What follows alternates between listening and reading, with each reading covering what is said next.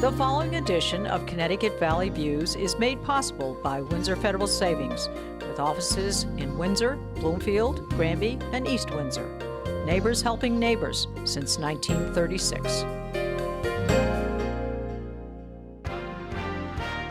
Join me, Susan Regan, host of Connecticut Valley Views, the most widely watched interview program on Connecticut Public Access TV. Proof to the people is the byline, insight without bias, generating a 360 perspective. Our mission is to focus on topical subjects with thought-provoking interviews regarding municipal leadership, current affairs, educational and political topics, as well as key destination points in New England. And here is your host, Susan Regan. Hello, and thank you for joining me today. My guest is Alan Addley. He is the Superintendent of Granby Public Schools. It's such a pleasure to be with you again, Alan. Thank you, Susan. Nice to be here. Thank you very much. We've got a lot of things to discuss, but one of them, we've got snow outside our window here, Yes. and we've had a lot of snow days this year. We've had 6 snow days thus far. I'd like to at least recognize the parents and the community for working with us. It's not necessarily an easy thing. It's been a difficult winter, and hopefully this is the end of it. But we've Spring's around the corner. Spring's around the corner. We've used our 5 days, so.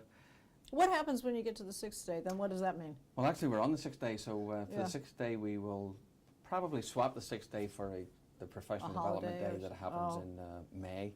Thereafter, we'll be impacting the April break, so I think we've had enough. And do you think you're going to, well, of course, if we had any more snow days, you'd start to be moving in on the summer program type schedule thing? If any more snow days now, we'll start to impact the April break. Mm. When will the school year end this year? Around the 23rd at this point. 23rd, okay. All right, well, yes, it does make a difference to people. Obviously, jobs and getting kids dropped off and babysitters and after-school programs, athletic programs, they're all impacted by it. Yeah. But let's hope we're almost there. All right, current Granby curriculums, any changes to the current curriculums you have now? Any classes that have been added? Anything that you foresee? Well, over the last couple of years, we've been moving in a certain direction with courses and opportunities for kids, and I think you'll see that in place at the moment, and also what we've advocated last year in the budget, what we'll continue to advocate in the upcoming budget. So some of the things that are going on at the moment, we have an exciting one-to-one computing bring your own device pilot that's happening at the middle school in the 8th grade. So we anticipate expanding that program. What program is that actually? What happens during that? So the 8th graders fundamentally bring their own computing device. And it could be an iPad or a little Chromebook. So we piloted it with bring your own device to see would parents invariably bring devices and allow their students to bring them. So in 8th grade, every student has a device. Either they have brought it to school or the district has supplied one. That was a pilot this year. It's being evaluated. Actually, tonight at tonight's board meeting, we'll be making a recommendation to move that forward into grade 7 through 10. I mean, fundamentally, the purpose of that is for kids to take more ownership for their learning. I see. And comfortable with the unit they're using. And you know, it's a skill they're going to need in adult life. Of course. And we want kids to take more ownership for the learning, more participation, more engage more in the learning activity. We don't use that exclusively, and but we're excited to bring that to the school system. It's been a tremendous success this year. And actually tonight we're going to make a recommendation to the board that we expand that program 7th through 10th grade for next year. Now, I would think that this is also, on the other hand, also helpful to the teachers as well, because this is something that's a formula. You can give it to them. They can communicate. If the children have questions, they can communicate with their iPad to the teachers or emails. Can they do that? That is. There's a variety of things that they can do. That's one of the things they can do. I have to give a lot of kudos, particularly to my middle school teachers, for embracing this. On top of everything else they have to embrace this year. They've done a wonderful job in terms of changing instruction and assessments. To accommodate and to actually to improve those instructions and assessments, but also to utilize the actual software, the actual hardware that the kids have. So they've done a fabulous job, sort of pioneering that pilot for us. Yep. A few other things around the district include moving forward with our world language programs. It's been nice to see our 5th and 6th graders. What languages are you? Spanish. Okay. For elementary schools, you may recall that the board has had for years a long-term plan to implement in the elementary schools. We implemented this year 5th and 6th grade, and we look forward next year to implement 3rd and 4th. We look to bring Chinese down into the middle school. Oh, excellent. Chinese 1 currently starts at the high school, and we look forward to bring that down to the middle school. We're also expanding some opportunities for our best and brightest students. We'll be offering AP Physics for high school students next year. And we're also working very closely with the NEAG, UConn's NEAG School of Talent and Gifted to provide opportunities again for... So these are for students that are further advanced? Yeah, for our best and brightest students. So we'll be working closely with UConn. That's wonderful. With our coaches and some software programs to provide additional opportunities for... Congratulations on that, because that's really a leg up really in preparation for college at an earlier stage and earlier age. So it's great. It's very constructive. I think, generally speaking, schools do a good job for the kids who are in need, and certainly do a good job, an excellent job for students who are in special services. I think sometimes in the average student, or even the best and brightest students, often perhaps don't get as much service as they might. They're not the squeaky wheel. That's one way of looking at it. But we have a call in our school system to service the needs of all our students, our best and brightest, our most neediest students, and everybody in between. And this is an opportunity to move that agenda forward slowly in a fiscally responsible manner. But that's a trickle-down effect, though, for you as superintendent of schools to set that pace. And I think that people respond to it when it starts at the top and the culture is such, then it generates to all areas. I think good teaching for our best and brightest students is good teaching for all kids and good opportunities for all kids. I think it's also a priority of the Board of Education. Well, you've set your objectives. And that's something that over time we'll continue to support. Well, good. All right. Now, given that we've got the students and you're providing a lot of programs, but as I understand it, enrollment's going to be down. They're going to be down apparently 81 students reduction for FY 14-15 and 354 by 2019. Will this have an impact on teacher? Yeah, and it's a general demographic pattern across Connecticut. And for the last 5 years, we have dropped about 10% in student population and about 9% in the actual staffing percentage, as you rightly suggest. About 350 students in another 5 years represents about another 17% drop in student enrollment. So anyway, you look at it, 350 students is approximately a school. And at this point, 4 or 5 years down the road, we're looking at how would we repurpose one of the schools. So there's a clear possibility of perhaps one of the schools closing or being repurposed for a different reason. So that is something that the board's looking at, and particularly as we move forward next year, we start to develop what that actual plan looks like. Well, in a way, I guess a positive note to say about that is that if you have smaller classes, this is always a good thing. Teachers have more time for fewer students rather than having to spread themselves too thinly. So, I mean, if you're going to look on the bright side if we do that, Susan, that's that if we were able to do that, but simultaneously, I think there's understandably in the community, if enrollment's dropping, surely there's always an overlap. Surely staffing should drop, and it's not necessarily. We don't always get the opportunity because enrollment's dropping to maintain lower class sizes. Yes. There's an expectation that there might be a year or two until you phase and see how it goes. And things can take a change too, because a lot of people are moving to Granby. I think there's a great shift in population moving from the urban to suburban. I think there is that. So you never know what may happen. I think Granby's always. I think the education program in Granby is always an attraction for. I wouldn't call it a destination point, but it definitely is a consideration point. Yeah, and I think if you're considering moving to Granby, particularly if you're a young family, you're going to look at the education program and see, compare it to local towns and districts, and I think under any comparison, it'll compare very favourably.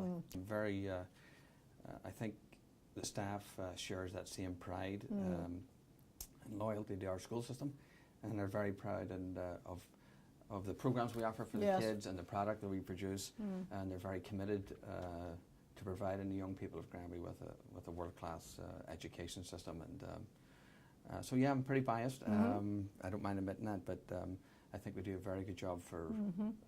I think you have some bragging rights there, Alan. I do. What about any further state requirements regarding unfunded programs, mandates, or within the charter magnet schools? Anything new? Well, probably the main thing new are all the Common Core state requirements, smarter balance assessments, teacher evaluation, the high school reform movement. So there are a lot of moving parts simultaneously. You know, all of those moving parts, and all honestly, do come with cost, financial and other resources. But they also come with a cost in terms of implementation, trying to implement all these things sort of simultaneously. It's just impossible to implement all these things simultaneously the way it's being structured and being rolled out to do. At least to do it in a measured way. It's just a lot to ask of people sort of simultaneously. It's difficult to benchmark when you don't know where you've started from. I think when you have many, it's a little like getting your gas tank filled and you don't know where it was before you filled it, so you can't really measure the thing.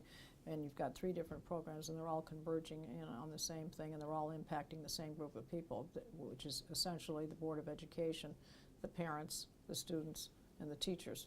And so you've got so many variables, it's very difficult to make sure that they all work well together. Yeah, I mean, we could probably talk about any one of these particular events, you know, in of themselves. But I mean, if you look at the high school reform, they're changing their credits from 21 credits to 25 credits. You know, fundamentally, they're increasing the science credits, increasing the math credits, increasing the language arts credits. For us, it's not going to make that big of a difference in the sense of our students already graduate with over 25 credits. We may have some changes to make in policy, but it's not a big change in that regard. But fundamentally, it's an interesting way of designated a new reform movement as just more credits. Yes. In all honesty, I think that's archaic. I think Are they valuable credits? I think that's it could be more of the same, which could be more of the per instruction or more of depending on where you are. Yes. Credits are a thing relatively of the past, so to speak. Mastery, completion, personalized learning is a direction we need to go.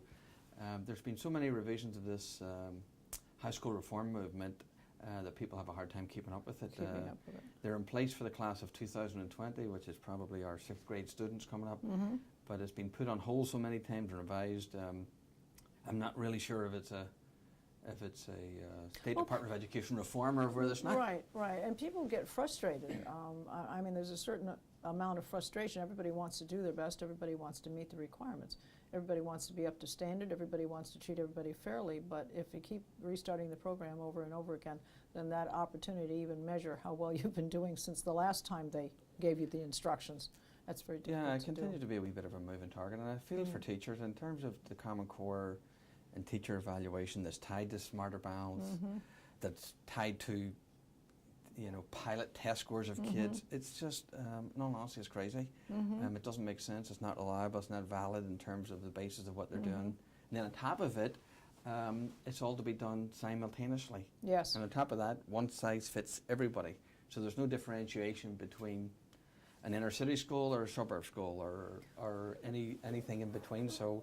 Yeah, let me ask you one basic question. Let's compare how you evaluated a teacher, say a few years ago, or the old system if you want to call it that, and then the evaluation of the teacher under this new Common Core program. Is there kind of a distinct description you could give me as to what the major difference would be? Yeah, I think, you know, we didn't label our teachers 1 through 4. Right. I don't think that is helpful. I don't think that is the way to promote adult learning and the way to essentially evaluate someone. The way we used to evaluate teachers in Granby, all the teachers were evaluated. We had a little bit of a differentiated scale for those teachers who were senior members of the staff, and but essentially everybody was evaluated, and you had a couple of visits every year. It wasn't necessary, while teachers did have to provide test data and stuff. It wasn't necessarily the test data. Wasn't necessarily. Was it more subjective, and this is now supposedly more objective? Could you term it that way? I think that's a fair sort of comparison or a fair analogy. Now they're kind of 45% of their assessment has to be on student performance data. Yes. And, and I don't think things like having input from parents and colleagues, which is part of it, I don't think that's a bad thing necessarily. Right. It's just the numbering people 1 through 4. The whole basis of test data and how students improve from one year to the next. There's so many variables in education. Plus, students learn differently at different ages and stages, and the home atmosphere, whatever's going on there, impacts people's learning, focus. There's so many variables that impact a teacher's or a student's education that I think the research will tell you it's really hard to narrow those down. If I have got a group of students with me and I have the responsibility. Was it the teacher before me? Yes. Is it me? No, that's quite true. Is true. it some variable outside of the classroom? No, you're right. And you know what? All kids have different needs. Yes. I do think, no one's against teacher evaluation. No one's against the need to develop have a professional. Yes. A level of professionalism about and accountability about what we do. But it can't just be strictly that where you're going to put a number to everybody and that's what's going to matter in the paper moving forward. It's not going to have the desired result. No. And on top of that, you're tying it to Common Core and everything all simultaneously. Yes. So the teachers are trying to grapple with what to teach, how to teach it, and on top of what's that, expected of them. What's expected of them. And on top of it, the performance of their kids on those pilot assessments are being attached to which is really their livelihood. Yes. Well, from the teacher perspective, I did interview Liz Natali. She is the 7th grade teacher at Sedgwick Middle School in West Hartford. She is the one, she published her op-ed on her views on the subject of Common Core. That started a firestorm. Many people, parents, students, school administrators, the public in general, all weighed in on good idea, bad idea. I think what they did come down to a common comment was that she was brave to do so. But when I interviewed her, she said, I didn't think it was brave, I just thought it was the right thing to do. She's not taking a political stance, she's not in it for any party, she's not for any particular person. Her real true interest is for the student. And the way she explained it to me was, I asked her because she did feel that there was merit to Common Core, and I said, well, what is that merit? And she said, we were under the understanding that we would take fewer things and go deeper in the subject, and therefore we felt that it had a great deal of value to do so. But apparently along the way we've lost creativity, the teacher's ability to put emphasis on fiction as well as nonfiction. There are a lot of things that have become a disappointment and a frustration, and then the grading of the teachers along with it. Anything you'd like to add to that? I would understand where that comes from. In fact, I very much understand where it comes from. I wouldn't necessarily agree with everything in it. I think Common Core essentially is a good thing, fundamentally. I think the problem is that people across the state, that the administrators and teachers are being asked to implement it simultaneously while they try and understand it. Just to give somebody something and say, teach it, there's no guarantee what one kid gets in one class versus another class is going to be the same thing. It's a misnomer to think you've got a standard, now you go teach to it. Yes. Teachers have to be given time and opportunity to make sense of these things in order to deliver what is a common guaranteed curriculum to kids. But I think fundamentally Common Core is a good thing. Where I would agree with Elizabeth is that too much too quickly all at the same time. It's just unreasonable, and it's not the way to roll out large policies to be effective. Well, I did ask this question of Liz, and I did say, do you think perhaps test marketing it might have been the best idea to get the kinks out of it first? Try different schools, different grade levels to find out what works, what doesn't work, and make sure that all of the areas that are going to be applied are actually going to functionally work. And she did say, I'm not aware of them doing that, but probably that might have been a good idea. And I think the other thing is, too, that it did become a mandate, that it didn't go through the legislature to do it, that it was simply, Stephen Pryor, I believe, was the gentleman who said this is what we're going to do, and it didn't really get voted in. It simply was dictated to do so. So I think those two things have helped agitate people in that perhaps the method of presenting it and applying it was aggravating.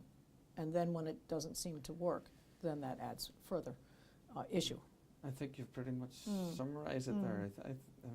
You know, the state have, Commissioner Pryor tried to decouple for this year the smarter balance testing of the Common Core for teacher valid because in response to, well, maybe it's in response to a lot of things, including the election, I don't know. Yes. But there's a lot of things that would go into that. But he's tried to decouple it and has tried to listen down the stretch here a little bit more.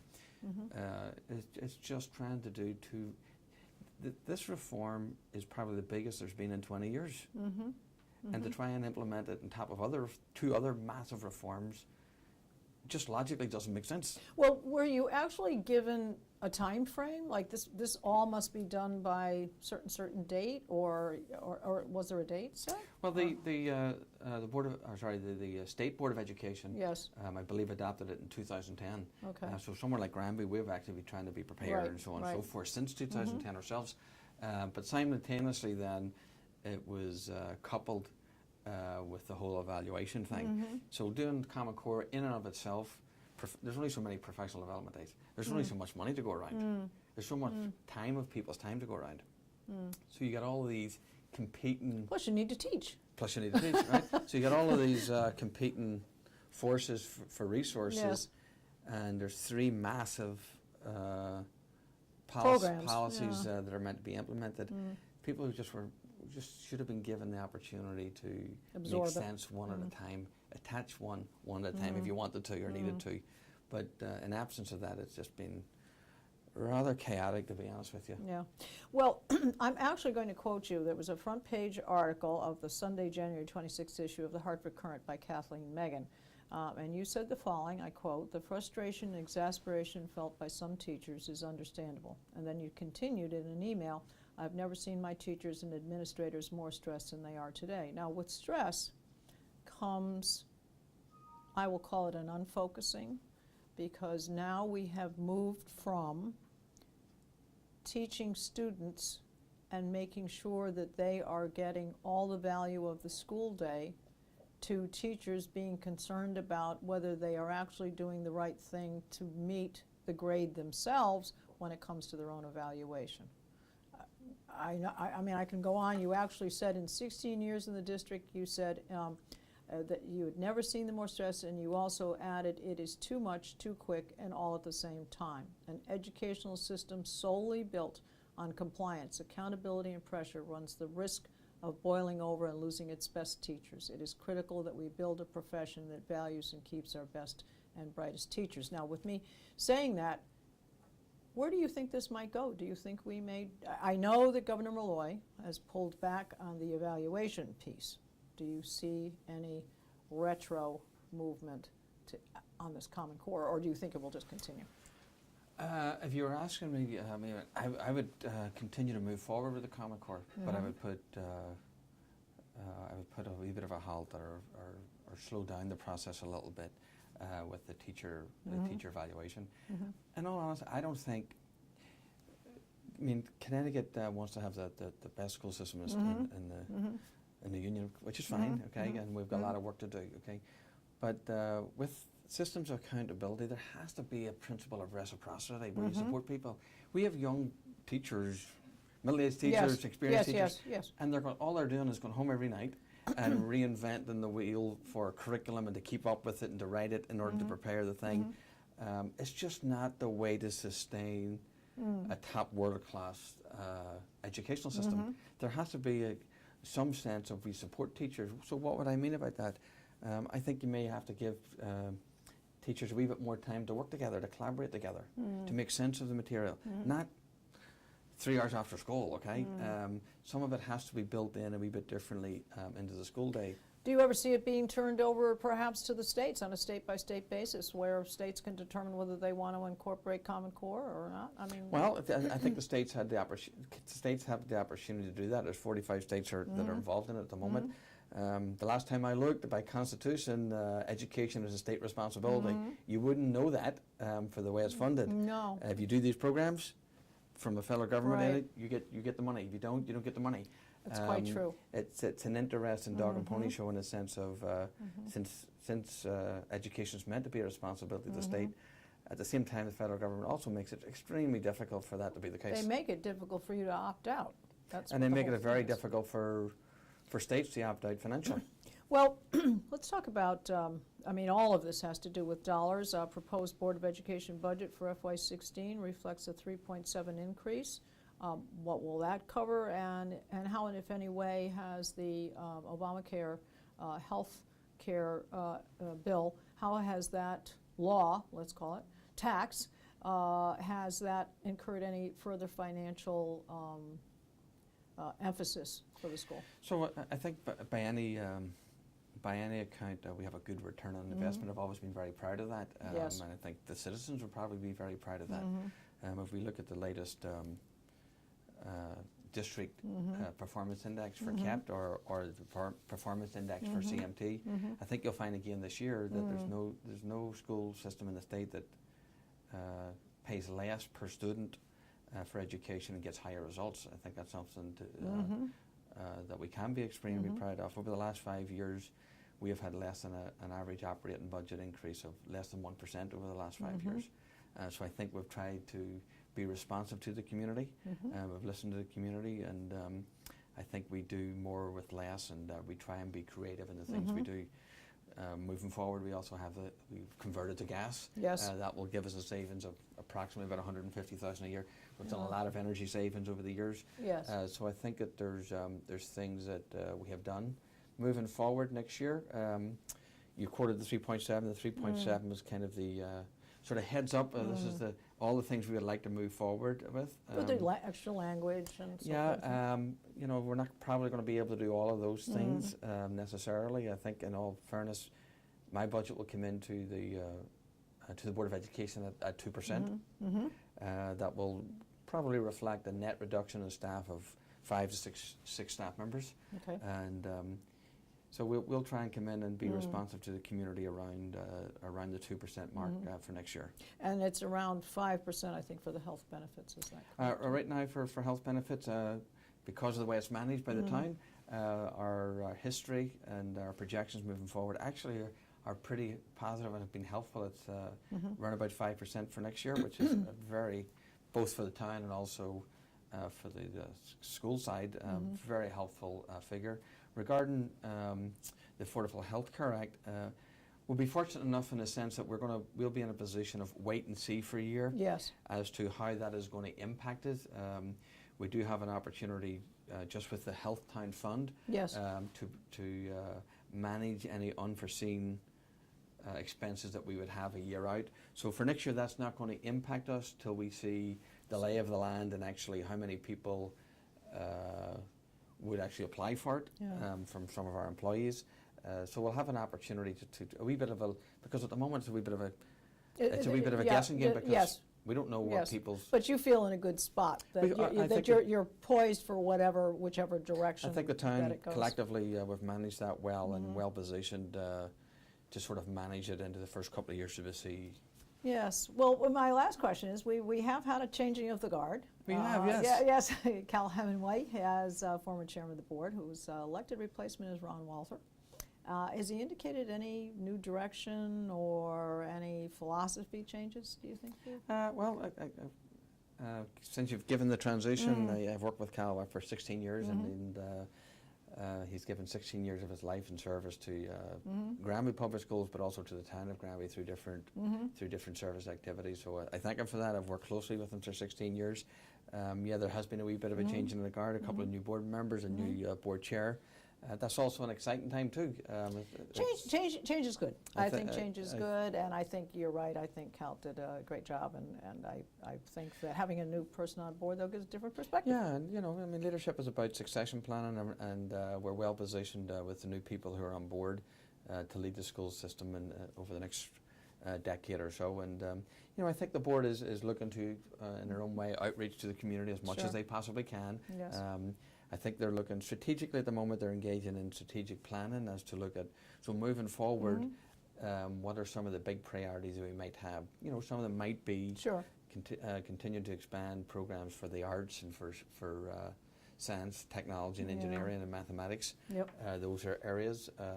Again, working with the community and also taking on board what we just said earlier, building a system that supports the human capital as a way to move forward.